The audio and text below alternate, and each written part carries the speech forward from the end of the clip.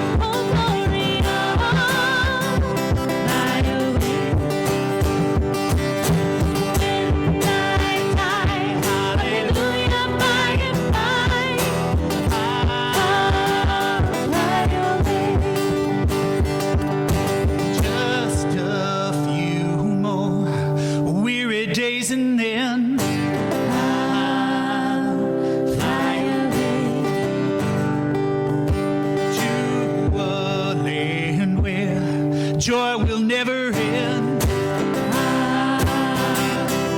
away, oh yeah. Fly away, oh Gloria. Fly away. When I fly, hallelujah, by and by, I'll fly away.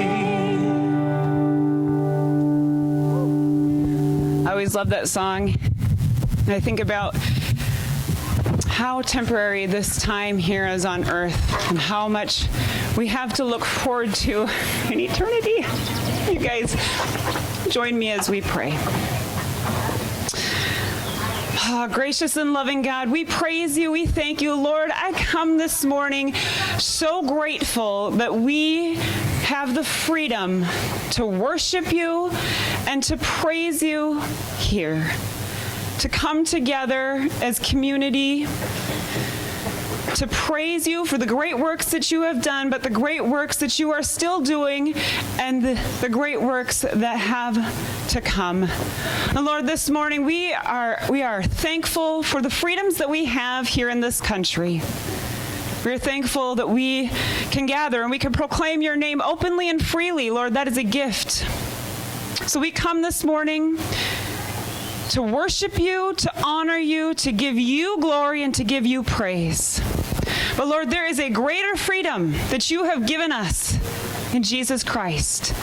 Your word said, it is for freedom that you have set us free. And so, God, we are so grateful to experience the freedom of your love. and how you continue to draw us closer and deeper and show us more of who you are and pour out more of your love on us. So this morning, Lord, we just come into your presence. We come into who you are. We come into the things that you are doing and the ways that you are working. And we praise you, God. We worship you, Lord. We thank you. By the power of the Holy Spirit, in Jesus' precious name we pray. Amen. Amen. You may be seated.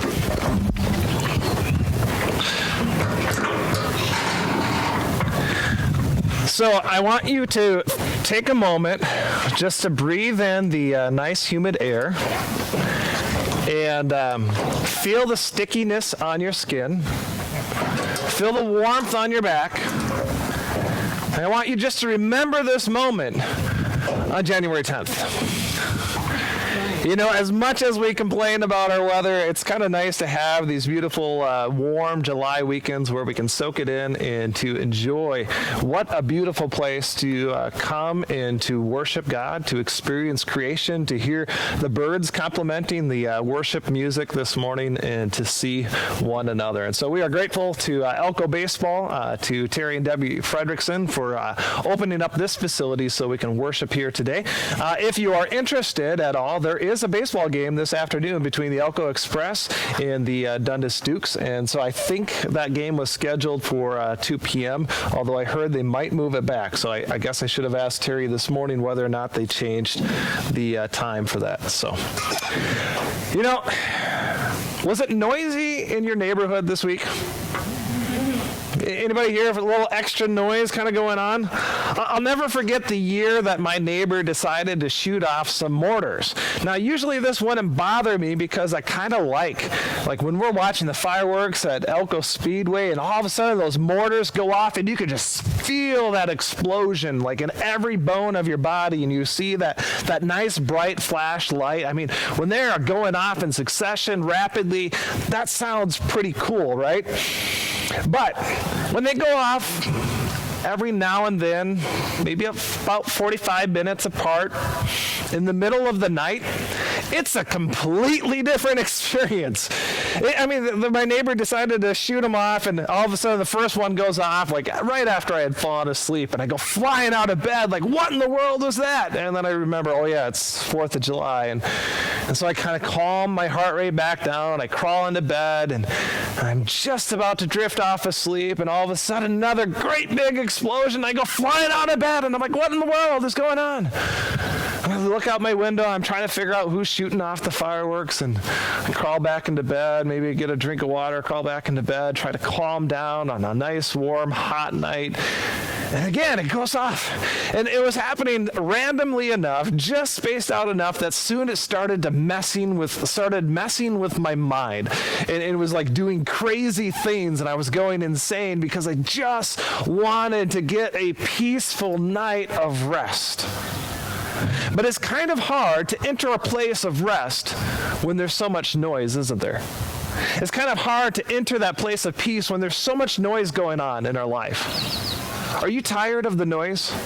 I'm not talking about just literally the noise of fireworks going off down the street in your neighborhood or out in the country. I'm talking about the kind of noise that seems to fill our lives every single day. When we were first ordered to stay at home, I'll be honest, I was kind of looking forward to that change of pace. And I was kind of looking forward to like some extra peace and quiet where we didn't have to run around and do the different children's activities. I was kind of looking forward to the quiet time that we'd have as a family. And to be honest, it was nice to stay at home and to worship together as a family and not be running around all over the place on a Sunday morning where we could just really enter into some deep worship and to worship God together. But it doesn't take long for that volume to crank back up, does it? And soon our lives are even louder than they were before. I'm talking about the kind of noise that comes with constant busyness and activity in our lives. The noise of a relationship that might be in trouble, or a friendship that's barely hanging on. I'm talking about the noise of anxiety and depression that can plague our souls, or the noise of a to-do list a mile long and only growing because we're staying at home and looking at all the projects that we really should have done 3 years ago, right? Anybody else relate? My project list is definitely getting longer. It's hard to find peace when there's so much noise in our life. And as I sat down to work on this message, I couldn't help but think that this has got to be the most interesting and strange Independence Day that I've ever seen. Have you thought about that? Like, this is the most interesting Independence Day weekend we have ever seen. It's a day in which we celebrate our freedoms, and yet it doesn't really seem like we are as free as we once were or as we thought we were, are we?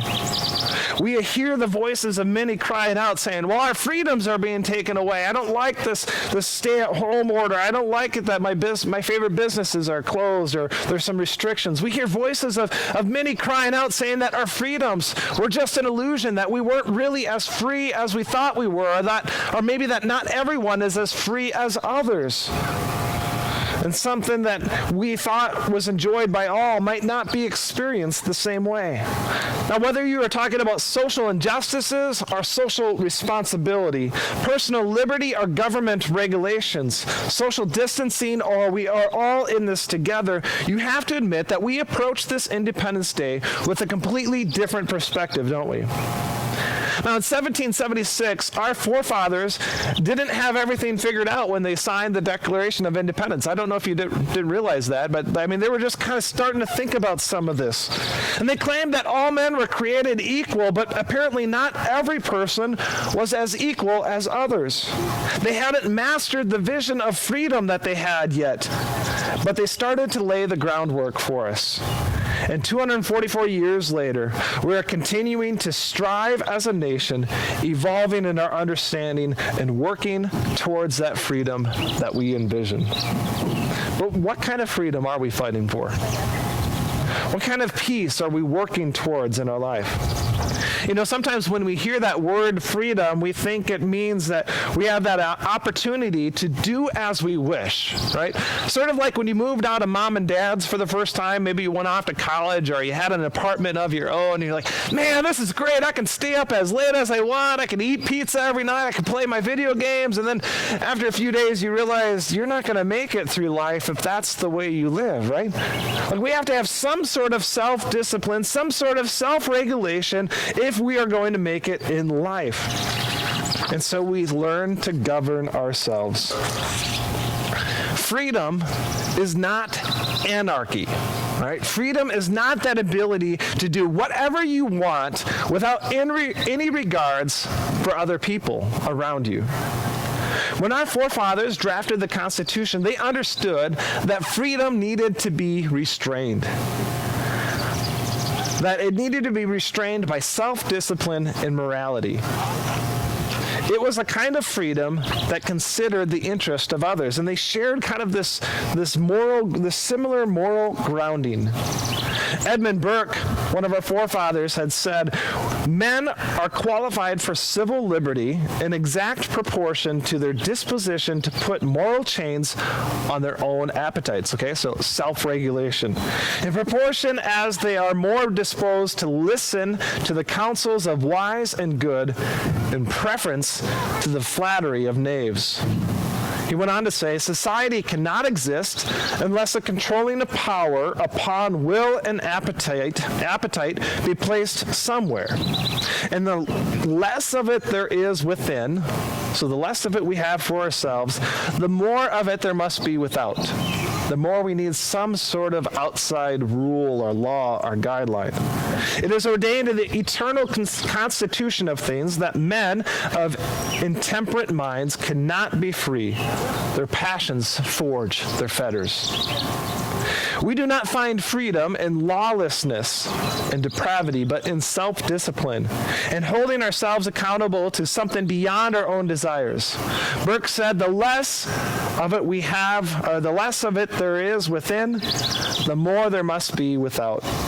You see, our forefathers understood that if humanity was incapable of governing themselves, then an outside law was absolutely necessary.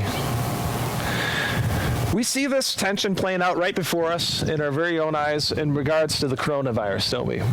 I mean, we all love the fact that things have started to open and we're kind of returning back to normal, but let's be honest about something.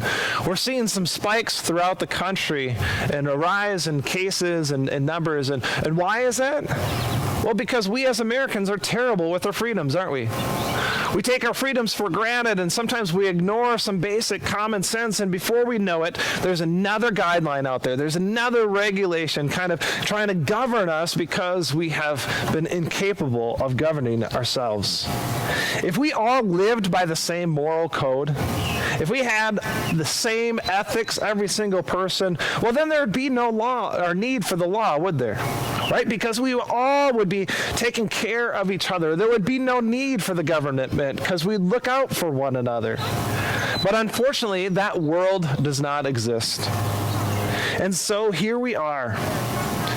We are grateful for the men and women who have gone before us so that we can enjoy the freedoms that we do have today.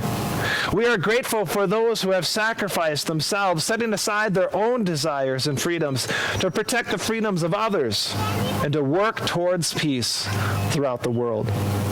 So today, I want to recognize those peacemakers in society.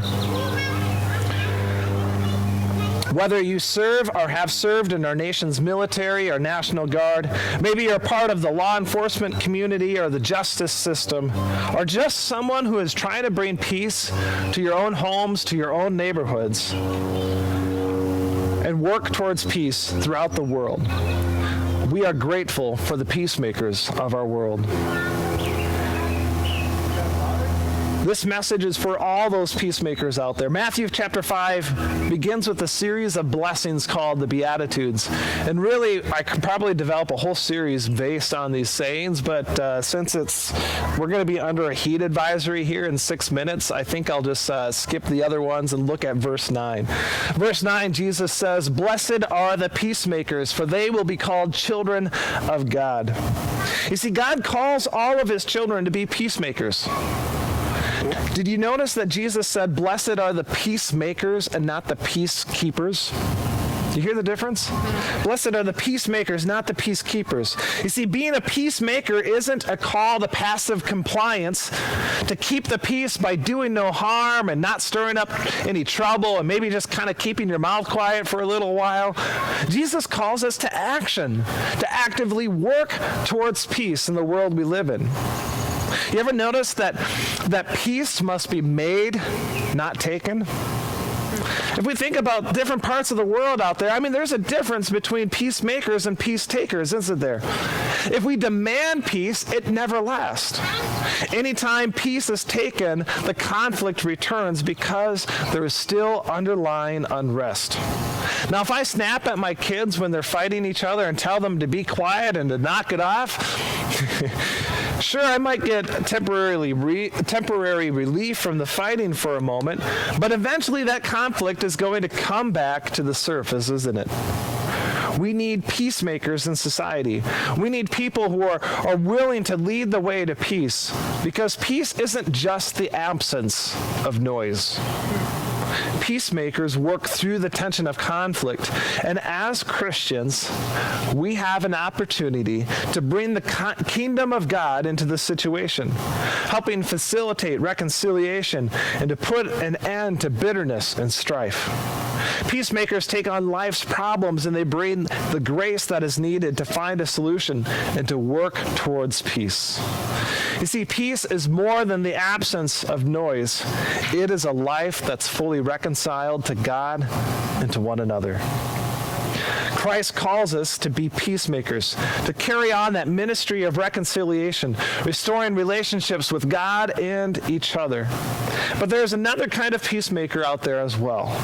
I'm talking about those who have a specific calling to go further and to make this their profession as well. You see, I believe there are men and women who have stepped into these roles to serve in our nation's military or to serve in the law enforcement community who have answered a call in their life. Now, to be honest, I don't know very many people who have gone into the military or police officers who have considered what they do a calling, but it is a calling in their life. Romans chapter 13, verses 1 through 4 says, "Everyone must submit himself to the governing authorities, for there is no authority except that which God has established. The authorities that exist have been established by God. Consequently, he who rebels against authority is rebelling against the one that God has instituted, and those who do so will bring judgment on themselves. For rulers hold no terror for those who do what's right, but for those who do what's wrong. Do you want to be free from the fear of the one in authority? Then do what is right, and he will commend you. For he is God's servant to do you good. But if you do wrong, then be afraid, for he does not bear the sword for nothing. He is God's servant, an agent of wrath to bring punishment on the wrongdoer." You see, peacemakers do what they do because they have been called by God. Now, like I was saying, I don't know very many police officers or military folks who have considered what they do a calling. Nor do I think that this means that they can do what they want as an agent of God's wrath, exercising their own source of judgment. I want to be clear about that. Not everyone who has put on a blue or a green uniform has been a peacemaker. We realize that. But we also recognize that God has called some people to bear the sword in order to serve and protect others. This person doesn't live by their own rules and interests. They have a duty to care for those entrusted to them. They're held accountable to something beyond themselves. And so we are grateful for those who have been called to be peacemakers in this capacity, who serve our nation and protect our communities. And we are grateful for the many who have served with honor and dignity and respect, protecting the lives of all. And if that is you out there today, if you're watching online, I hope that you never forget your calling, to never forget the reason why you entered into this profession in the first place. You do what you do because God has drawn you into this world to be a peacemaker, to serve and to protect others. And so never forget the good that you were called to.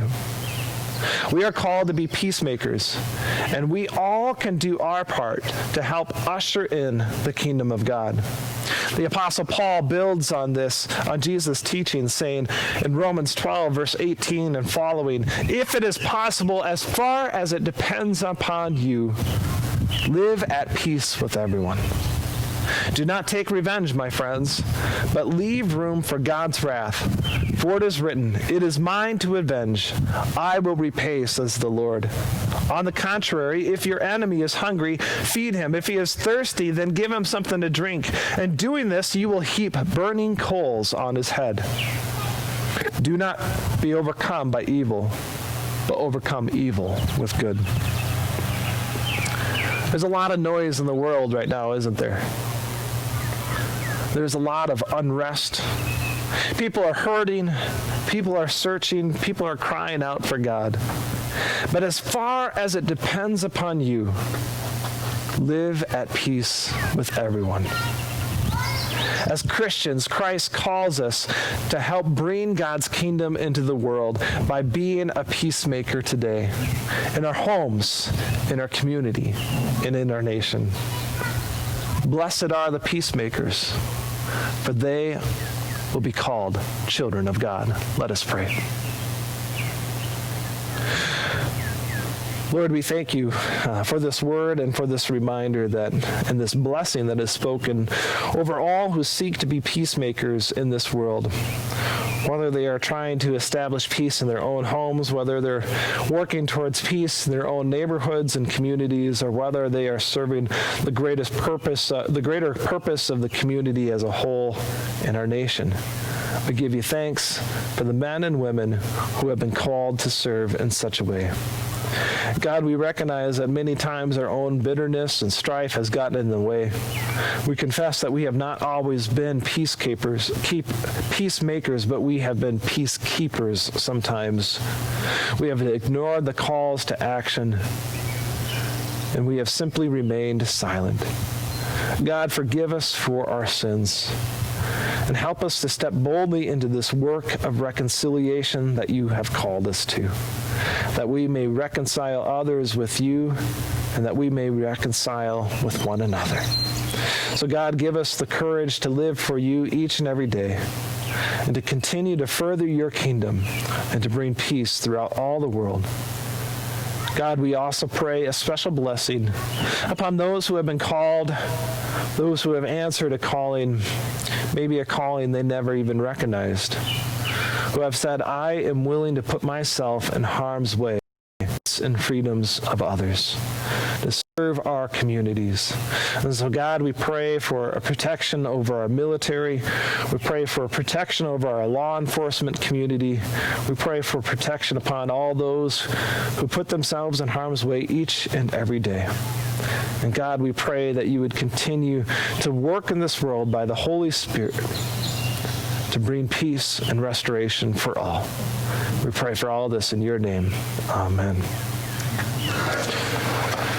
We invite Adam and Melissa to come up and to share in our final song. And we invite you to stand for our sending forth and our closing song for worship.